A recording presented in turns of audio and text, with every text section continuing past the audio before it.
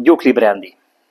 Mit is jelent a brandy? Minden évben a magas minőségi Solaris borunkból egy részt elviszünk egy pálinkaházba, ahol is egy 40%-os alkoholtartalmú párlatot készítettünk, és ezt a párlatot zempléni tölgyfahordókban érleljük legalább 3 évig. A francia nomenklatúra szerint azok a konyakok, amelyek minimum 2 évet eltöltenek fahordóban, megkaphatják a very special, tehát nagyon különleges minősítést. Ez a brandy very special minősítéssel kerül forgalomba, valamint a címkén olvasható a single cask megnevezés is, ami azt jelenti, hogy ezt a brandyt nem különböző érlelésű hordóknak a összeházasításából, hanem egyetlen egy hordónak az átlagterméséből palackoztuk le. Évente olyan 360-400 palack készül fél literes, és pici 2 decis kiszerelésben. Maga a brandy hordozza mindazt az elképesztő illat és ízanyagot, amit a legnagyobb francia házak konyakként hoznak forgalomba, úgyhogy kóstoljátok meg egy szivar mellé, keserű csokoládé mellé, a legexkluzívabb kísérője egy esti baráti beszélgetésnek. Nekünk szenvedélyünk a természet.